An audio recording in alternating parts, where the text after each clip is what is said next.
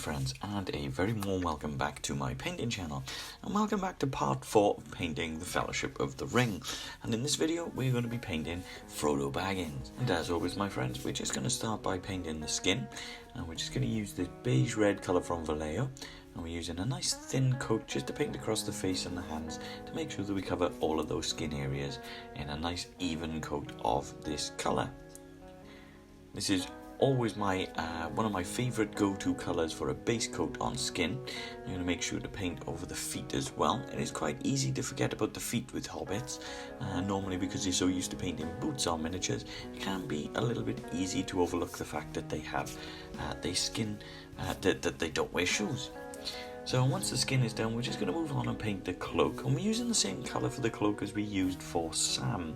So we're just using this dark green grey colour from AK Interactive, and this is a really great base colour for this cloak. This is going to create this sort of green effect, but also keep it quite neutral and keep it quite muted in sort of the colour, so that the colour's not too vibrant for this cloak. I'm going to try to make sure that this ties in, but without taking over the model and making it look too over the top and too bright, as I say, too vibrant.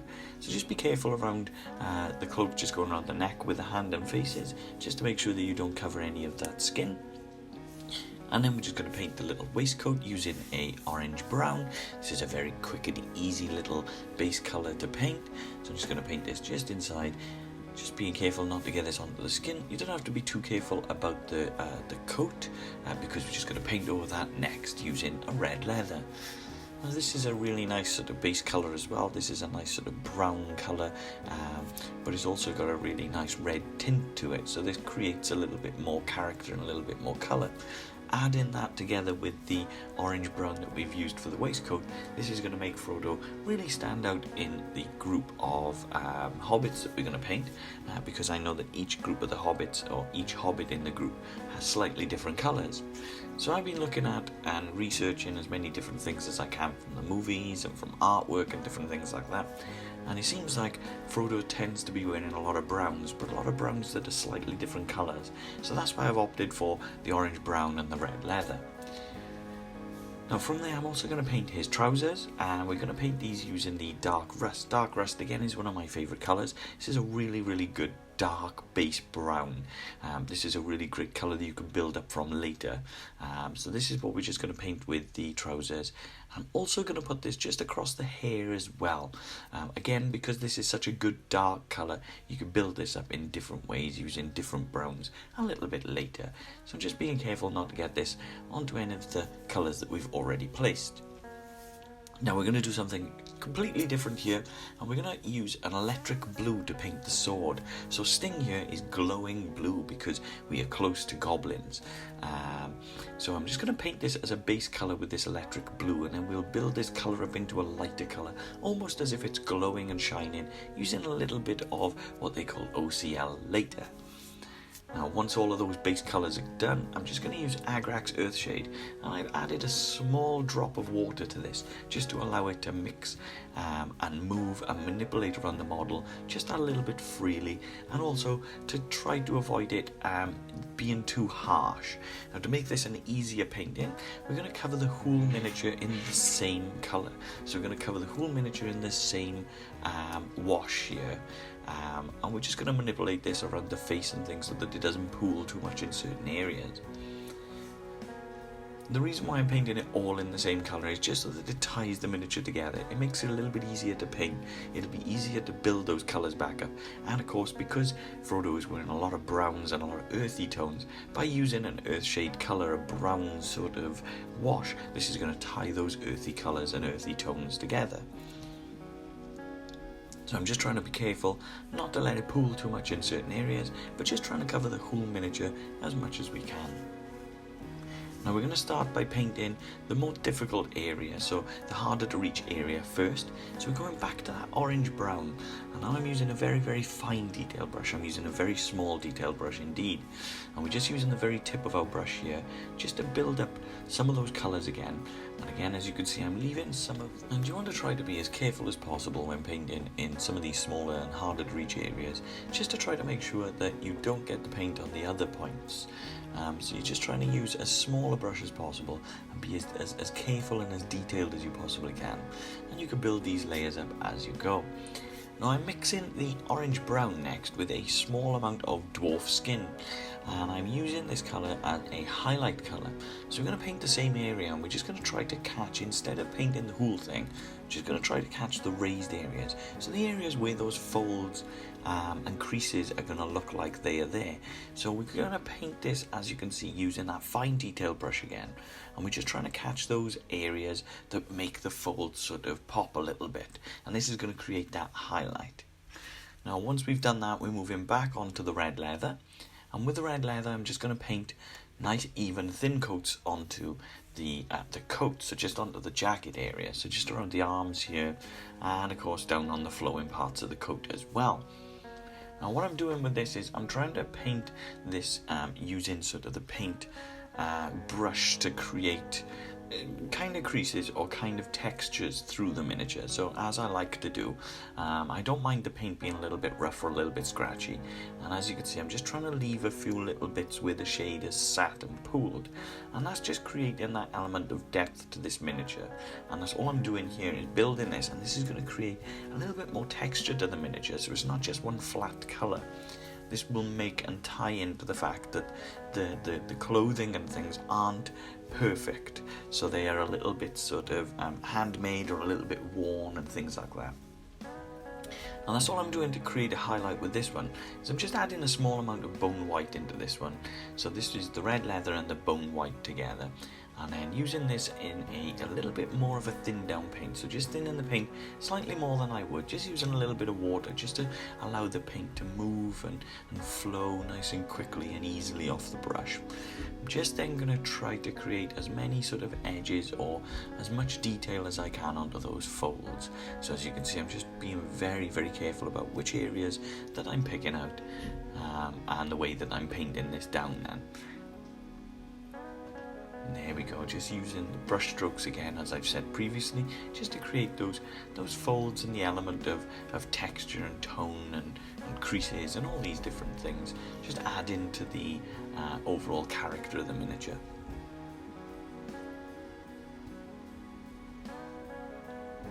This is something that can take a little bit of time to practice and a little bit of patience when you're learning how to do. But stick with it and just use the tip of the brush. And as I say, by using thin down paints as well, these paints will dry in together to create really nice subtle highlights, rather than just being one big blob of highlighted colour and then making your miniature look a little bit too over the top. So from there, what I'm doing is I'm going to use the dark rust colour that we used on the trousers, but I'm mixing a very small amount of leather brown, and I'm just showing you my palette here to give you an idea what I mean by a small amount. So what I've got is 2 drops of dark rust, 1 drop of leather brown out of the dropper bottles, and then I've added 2 drops of water to this as well, as you could see me placing there, and then just mixing this together with my mixing brush. And then you can see just how quickly this paint will move and manipulate off the brush. Now going back to my detail brush, I'm going to build those trousers up using this colour that we've just created. So this colour now is like the base tone, but it has a slightly lighter colour to it. And with it being thinned down as well, this is going to dry nicely and evenly into those trousers, drying the paint into a nice even texture for us. And again, that's all we're going to do, is pick out all of those folds. So where the shade and the base colour are sat, we're going to use that as the darker point, and then we're just going to use this to pick out on those folds and create the higher points. And once we're done with that, I'm going to add another drop into the mixture that I had already created, again as you can see here. And then I'm going to add a little bit more water to this, just to make it flow and a little bit easier to manipulate again. So we have a little bit of water just going in there, and we're going to mix this round and create this as a nice highlight colour. And as you can see now, this leather brown is starting to take over a little bit and create more of a highlight, but you can see how thin this paint is going to be. And again, going back to my detail brush, and now I'm just going to pick out again those very, very, very fine fold points. So we're just going to pick out those highlighted points that we want lighter just on those folds, as you can see, just around the trouser area, and of course going down and around the folds that are in by the legs as well, just like here. just being as careful as possible to use, again, the very tip of the brush to just pick out those colours. And as this dries down, like I say, into a nice even colour and a nice even tone, this is going to be a really nice blend between that dark and light. And this is going to create a good element of the darker trousers, but just with that little subtle hint of brown to them as well. So we're going to move back then as well onto the cloak. And going back to using that dark green, we're just going to start to pick out all of those folds. And again, doing exactly the same as we have done previously. We're just painting down the raised areas while leaving the shade in the darker areas. And this is going to create a really nice even fold, and it's going to create a really good sort of highlight as well to that cloak. Now this is a really cool paint, as I said, because it has a really nice matte finish to it. So this muted sort of colour is going to really sort of stand out, especially with that subtle green to it against all of those browns. And this is going to create a little bit more of that that familiarity with the hobbits that we know, with like Sam and Frodo. It's really going to build those familiar sort of colours and familiar elements to the characters that we know as well. And as you can see, I'm just being careful just to paint, using my brush to flow with the cloak. So I'm painting in the same direction as the cloak and building that colour up. And again, I'm leaving as well, sometimes when I'm painting, I'm leaving as well some of the colours and things below, some of the shade and things below, to just create that element of folds and texture and things like that. And you can see how quickly and how easily it is to do. Obviously I take my time and I've sped the video up slightly, but you can really take your time and just build those colours. Now for the highlight for this, I'm using a very small amount of vampiric flesh, just the same as I did with Sam. So this cloak is going to be a very similar sort of painting to the one that we did with Sam in terms of the cloak. And that vampiric flesh will allow that dark green to slightly boost and slightly highlight, but without taking away from the base colour. Now for me, what I would suggest with this is making sure to put a very small amount and then building up that highlight as much as you need, depending on how high you want to go. Again, this will take a little bit of practice and it will take a little bit of getting used to, but just building up slowly and subtly is better than putting a really sort of big highlighted colour and then feeling like you've highlighted it too much and ruined all of your hard work.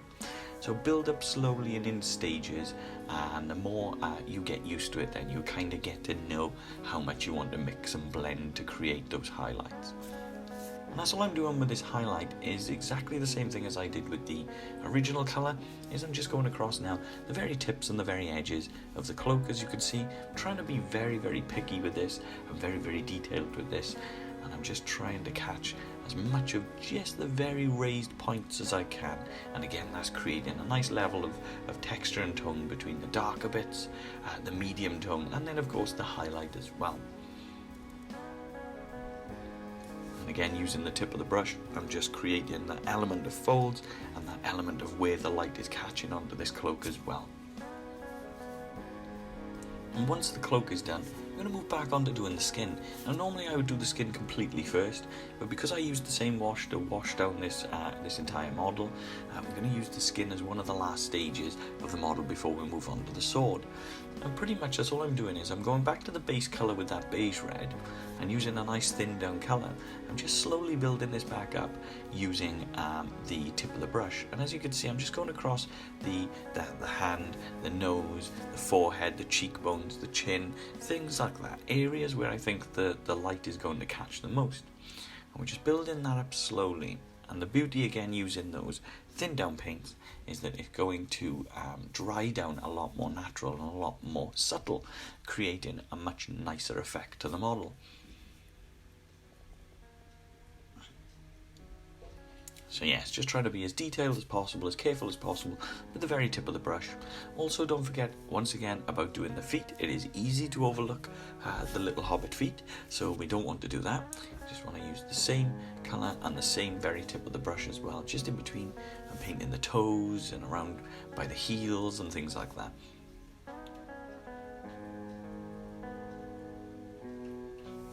Now for the slight highlight onto the skin, it's always good to mix in something like the basic skin tone into that beige red. And when we mix the two of them together in about half and half, so if you're using the dropper bottles, it's easy to measure half and half because you can just simply put one drop of each, and that's pretty much all you need. And then we're just going to build that colour back up again. So I'm being a little bit more picky this time about where I paint this. Because this is a highlight, we're obviously going to use the forehead, the nose, the cheekbones, and of course the chin as well. And again, we're going to do a little bit around the hands and a little bit around the toes and things like that, just to create and build that highlight. Now you can highlight and keep highlighting and pushing the skin as many times and as far as you like. Now, depending on each model will be different. You can paint really brighter skin colours, darker skin colours and things like that. For this particular model, we're not going to go too far. We're not going to go over the top and paint too many different highlights. We're just going to paint sort of the base colour and a highlight, and we're going to call him there. Now, I have a leather brown here as well from AK Interactive. And this is a slightly different leather brown to the Vallejo one. So that's all I'm doing is I'm using this leather brown colour, and I'm gently dry brushing this lighter brown colour just across the dark brown that we've got around his hair, just to create a little bit more colour and a little bit more tone and texture and depth to the hair as well. And then moving on to the sword, we are just going to use the electric blue that we started with. And this time we're using very, very thin down paint. So I'm using these more like a glaze. So what I've done is I've thinned these paints down a lot, meaning that the paint is going to dry much, much thinner and much, much smoother. So I've added a lot more water to this so that I can be a little bit more creative when it comes to blending these colours. Now that does mean that you do need to put more layers on, but the result will be worth it. So we're just using this basic electric blue first. Then we're going to move on to using the Vallejo pastel blue, and again we're thinning this down quite a lot, so this is going to move and manipulate off the brush quite smooth and quite quickly, as you can see. And this time we're going to be a little bit more controlled as to where we're placing this. So we're going to place this more towards the center of the sword. So that means that certain parts of the sword will be slightly darker blue, whereas the middle part is kind of where we want the light and the brighter point emanating from. So we're just going to be a little bit more specific and more controlled as to where we're placing the brighter points. Now we're moving on to a pastel blue again, but this time from AK Interactive, and this is a much brighter colour. This is a much brighter blue. And again, we're focusing a little bit more into the centre, and just around the edge here so that it shows a little bit of the glow on the hilt. But again, as you can see, we're focusing more and more towards that centre part, and that's going to create that glow. As I say, it's going to show where the light is emanating and the glow is emanating from the centre of the sword. Or at least that's the effect that we're going for with this particular sword. So again, as I say, sticking more towards that middle point, you can see kind of how thin this paint is. So you can see how thin down I've painted this. And then we're going to go for a final highlight, and we're going to mix dead white and pastel blue together, and this is going to build up this vibrance into creating a much, much, much brighter sort of center point here. And again, we're trying to stick more towards the middle, creating that vibrance, that hot spot, if you like, of light just in the middle of the sword there.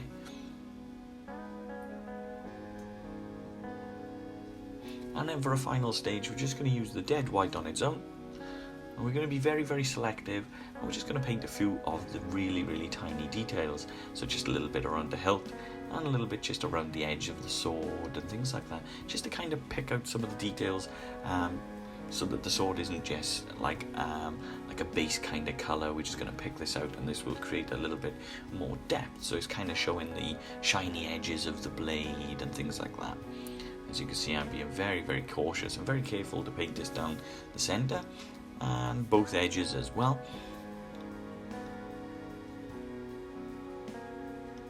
And a little bit as well, picking out some of the details of the hilt as we go. As you can see, just across the edge there, and just down the centre of the sword here as well. And creating this bright looking, vibrant looking blue sword. Now, for one of the stages that we're going to do, we're going to create a really easy to use OSL. Pretty much what that means is just light emanating from the weapon, or light emanating onto the model. So we're going back to that basic electric blue that we used earlier, and pretty much we're going to dry brush this blue on. But, and I say but, there is a catch with this. To do this, I have dry brushed, so I've put the paint on the brush and then I've wiped the brush across some kitchen towel or kitchen roll as much as I possibly can until there is next to no paint left on that brush. And then, as you can see, I am slowly building that colour up. Slow, very, very, very gently, very lightly building that colour up until I get to a stage that I'm happy with. The key to this is having almost no paint on that brush and building those stages, because if you go too extreme, it will look way, way, way overdone. And with OSL, less is more. And all in all, once it's done, you should have something that looks a little bit like this. And I've added that glow onto my base as well, to kind of create the fact that that glow, that Frodo is set in that base, and that's where he belongs. And all in all, I think it's turned out as a really cool, great looking little miniature, and it's been a really fun one to paint. And I really hope that you've enjoyed this video and that you've enjoyed the painting as well. As always, thank you so much for tuning in, thank you for watching, thank you for commenting, and thank you for supporting. I really hope to see you guys on the next one.